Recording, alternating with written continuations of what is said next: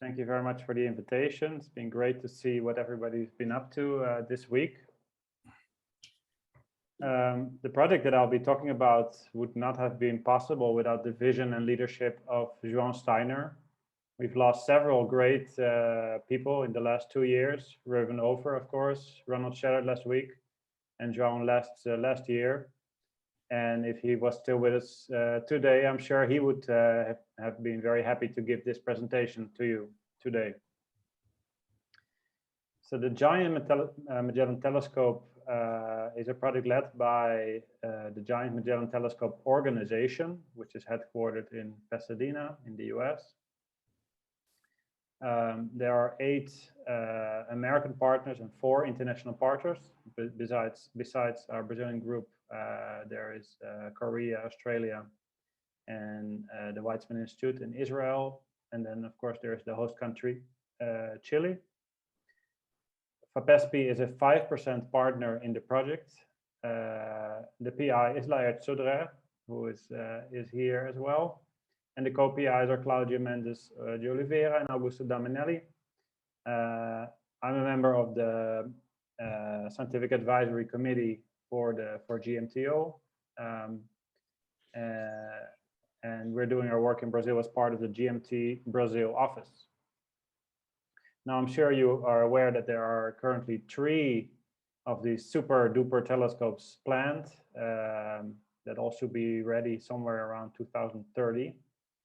The GMT in Chile, by far the largest of the 3, the ELT, led by ESO, with a mirror of almost 40 meters, also in Chile.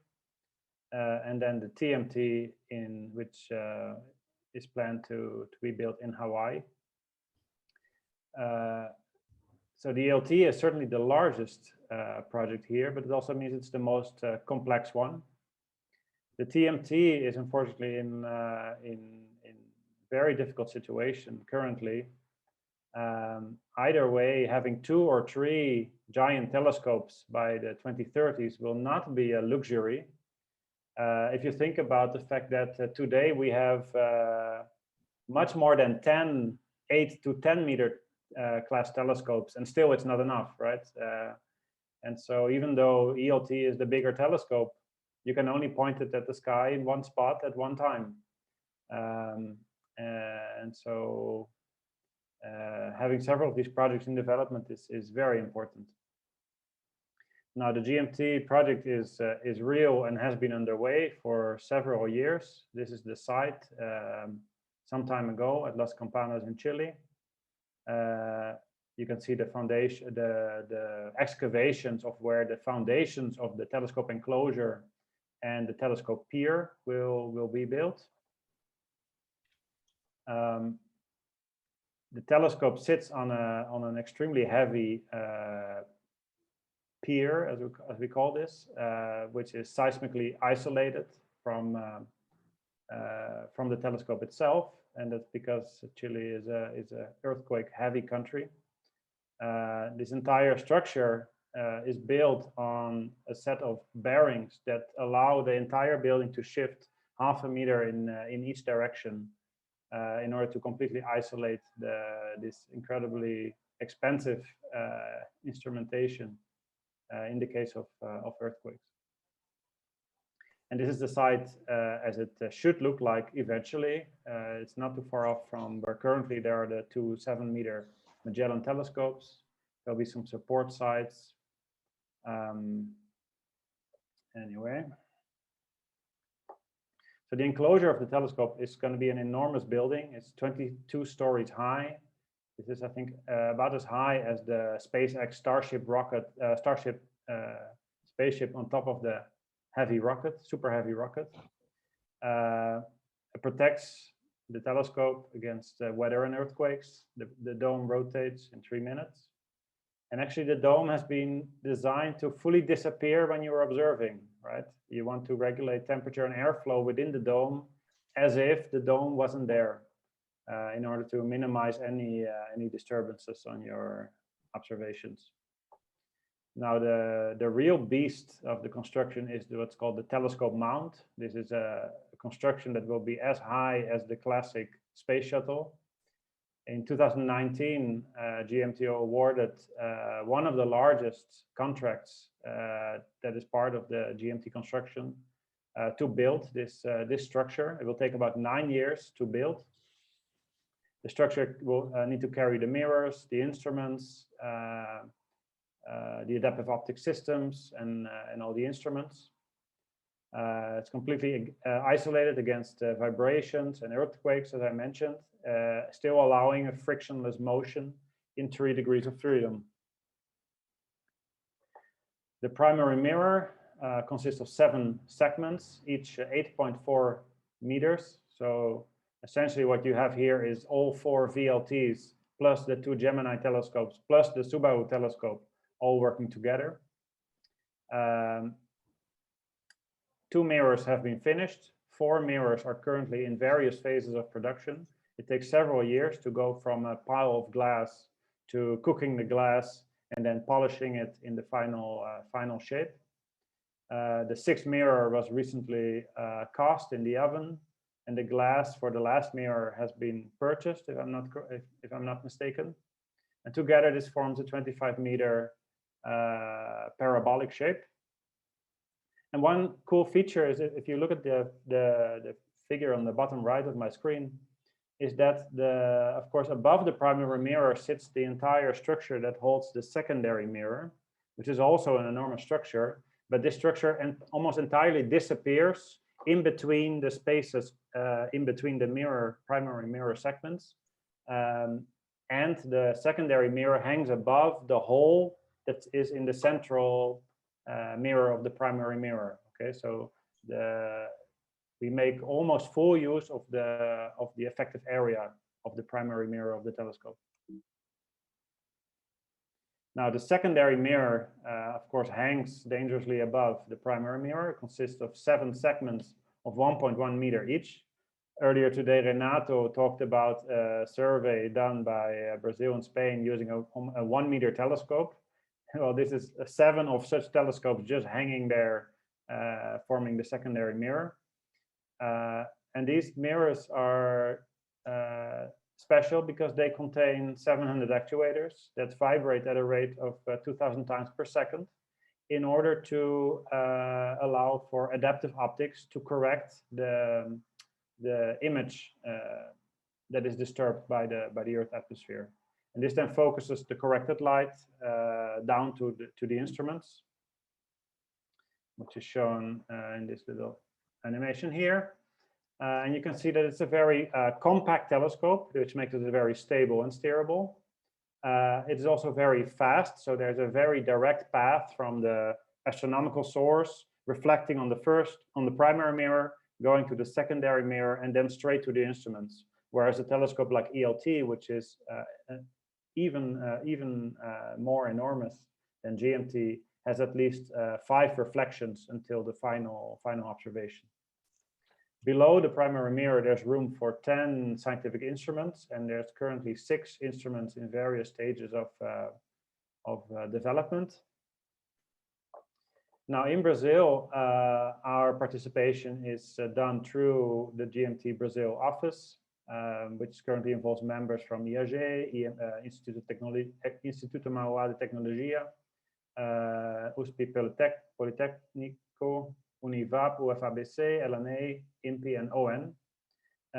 And I will spare you all the details about these instruments and just tell you that we're involved in various aspects of at least 4 of the 6 scientific instruments. We're also involved in the control software of this adaptive secondary mirror. We have a seat on the Scientific Advisory Council of the telescope. We have a seat on the board of directors, and we have unique outreach and education initiatives that we're developing in Brazil.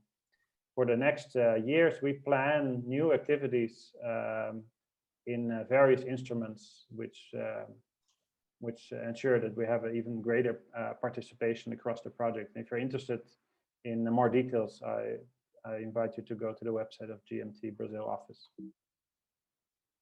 Now, the current investment made by FAPESP is $45 million US. This is the largest FAPESP project to date in all sciences, if I'm not mistaken. So you might ask, well, what does that actually get you? Well, it gets you a founding partnership. So FAPESP is a founding member of the telescope, which means that this project would never have gotten off the ground without these contributions from the founding members. And it also shows the value of having FAPESP or Brazil as a reliable international partner, which should benefit other projects as well. More concretely, the $45 million buys a 5% share of the science time when operational, and this could, of course, be increased if the share is increased. It also means that we participate in development of a major telescope of the next decade. So we are part of all discussions on operations, instrumentation, design, software engineering, the science, looking for new partners and donors. It helps us to grow international competitive in astronomical instrumentation, engineering, and software for major telescopes. We also think it helps us to develop our scientific community around some of this frontier science that GMT will enable. And I think you should also not overlook the fact that having such a project acts as called a great attractor or a catalyst to engage the general public in science. And so the return or amplification of the investment, of course, it's hard to express in dollars or reais, but I think it's considerable.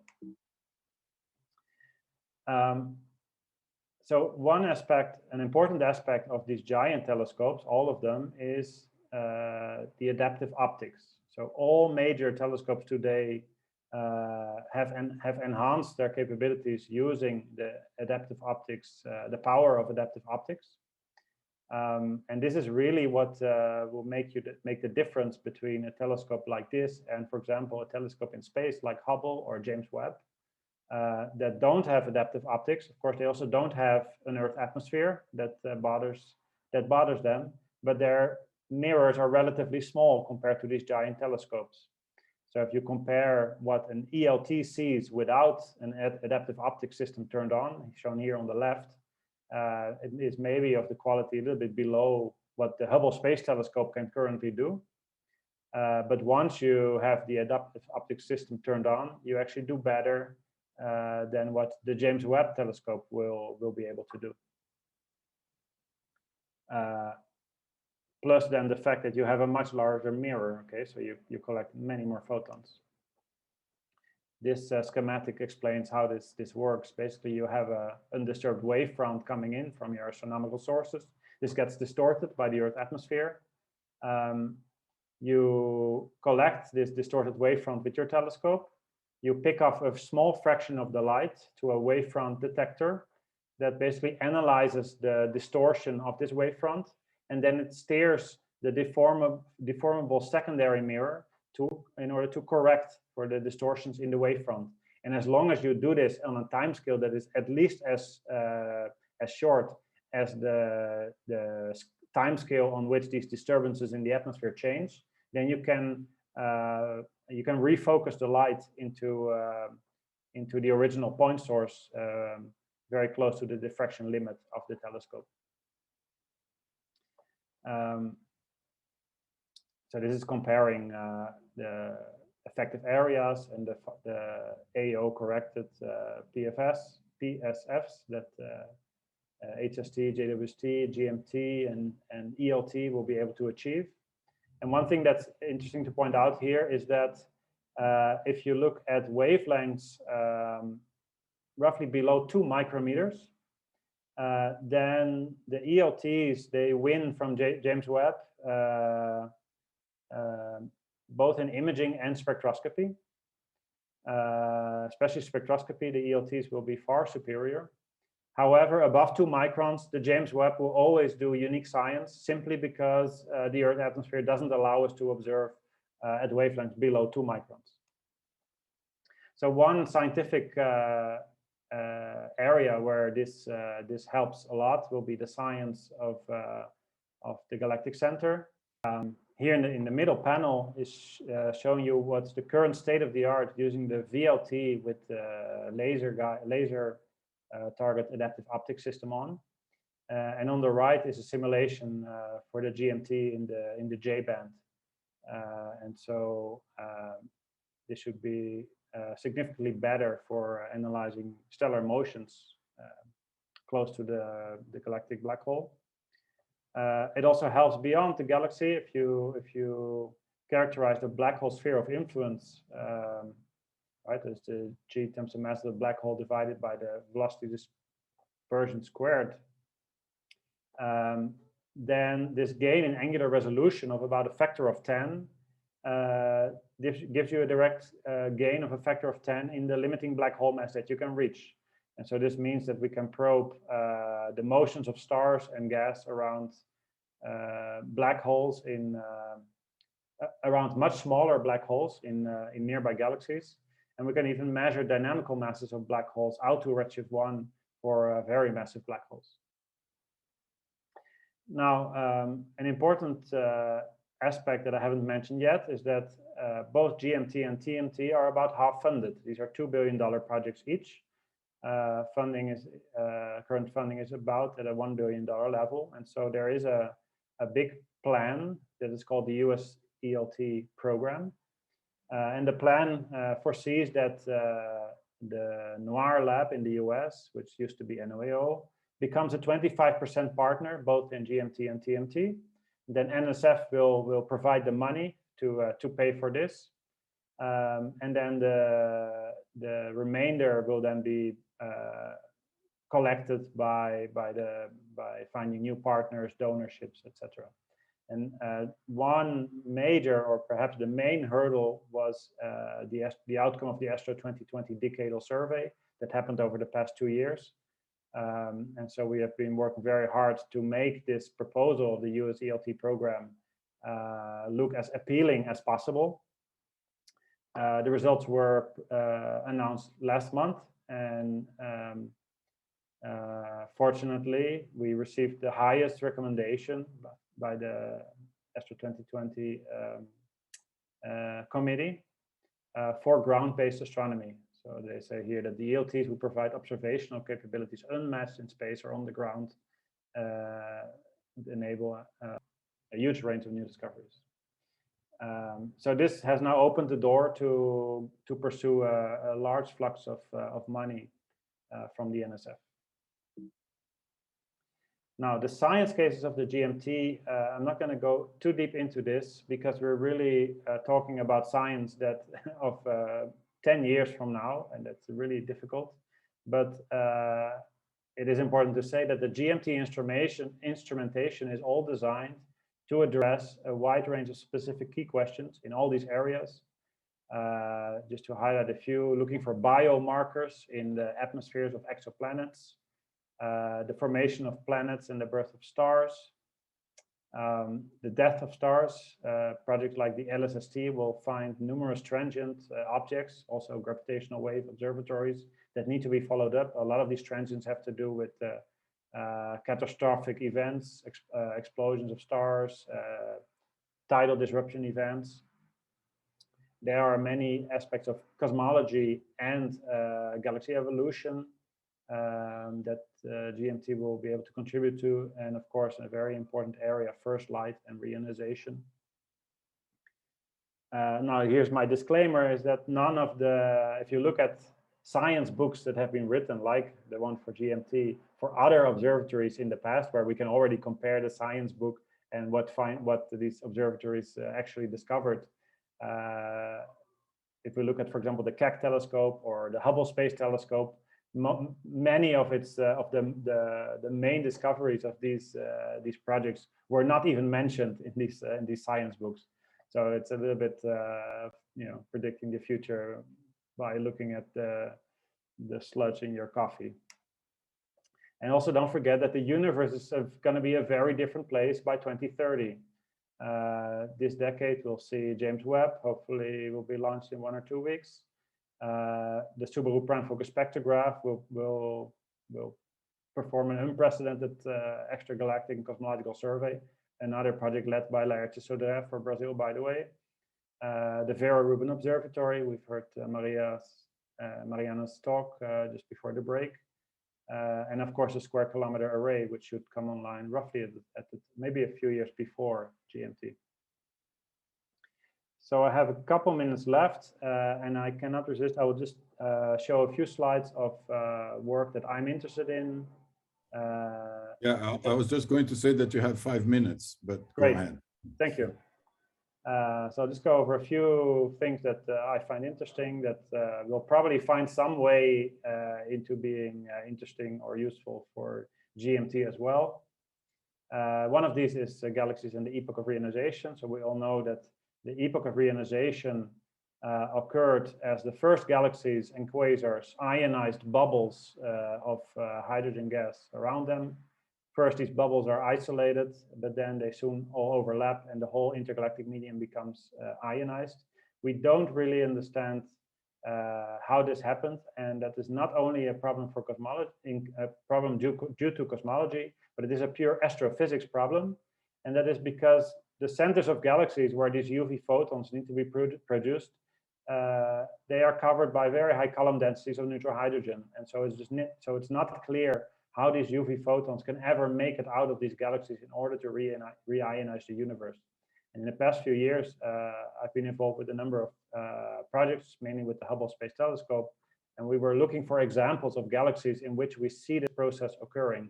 And one of the conclusions or predictions is that what you need is a very high punch from supernovae in early starbursts that punch holes in the interstellar medium, and those holes allow then your UV photons to escape. Another interesting topic that we've come across are these regions where we have large overdensities of galaxies at very high redshifts, redshift around 6 to 8. And these are the earliest formation stages of galaxy clusters. And we believe that these could be major sources of reionization simply because they are so large in the sky and they contain a lot of star-forming galaxies, and they're also the first structures to form. And so undoubtedly they play some role in reionization. We're also interested in the origin of black holes. A couple of years ago, we discovered the first radio galaxy in the epoch of reionization. We already know many quasars at these redshifts, but a radio galaxy is new. This was one of the top discoveries made with the Gemini Observatory in 2018 using our Brazilian time. If you are not so impressed by these images, then I completely agree with you, but luckily we will have HST and JWST data scheduled to be taken next year. Lastly, what I find a fascinating puzzle is the origin of the supermassive black holes. We know that there are quasars at very high redshifts, redshift 6, 7, and 8, that contain black holes that are already as massive as the famous black hole in our local galaxy M87. And so a big question or puzzle is how did these black holes manage to form so big so quickly? I recently submitted a paper analyzing one of these quasars at redshift 6. This is a radio-loud quasar. It has also extremely massive black hole. And we analyzed the region around this quasar and found that actually there is a lot of stuff happening around this quasar. So this is the first quasar where we see a lot of galaxies around it. And this could be an indication that actually this type of environment is sort of an ideal environment for creating what's called a direct collapse black hole seed. So it's a black hole that starts out very massive, and then it's quite easy to grow it further into a supermassive black hole compared to, for example, if it had to start from a small black hole from a population 3 star. I have 2 more slides. We don't need to wait 10 years for news in these fields. As I said, next week we hope to see the launch of the James Webb Space Telescope. We have several programs that we're leading studying these kind of topics that I just mentioned. And a few months ago, we managed to get the Journal National to talk about a radio galaxy. I think it was probably the first and the last time that you see a radio galaxy on Journal National. And a few weeks ago, my student Catarina Aidar did a fantastic piece on TV Brazil. The reason why I'm showing you this is because these are examples of this great attractor potential of projects like James Webb and GMT that are actually, this trickles down to society in some way that is really difficult to express in a pure dollar amount. So if you want to find out more, here's various links. I really invite you to look at the GMT science book, or at least download it and put it on your desktop. Or write to me, we'll send you a paper copy. It's a fantastic piece of work highlighting all these science cases. And I'd like to point out the GMT science community meeting. Every year until before the pandemic, we organize a meeting for the whole astronomical community, not just GMT. The last meeting was a face-to-face meeting in 2019. We decided that the next meeting was going to be on black holes, from stellar mass to supermassive scales. Rodrigo Nemen, who is also here, is a member of the scientific organizing committee. And we decided actually to postpone this meeting until 2022 now, in order to really have a face-to-face meeting and not another Zoom meeting. I put a link here to an interesting, funny video, Construção do GMT, that was made by the GMT Brazil Office as sort of an outreach project. And I also like to point out a fantastic series of a documentary series related to GMT and GMT science. It was produced for GMT Brazil Office with the help of TV Univap. So thank you very much.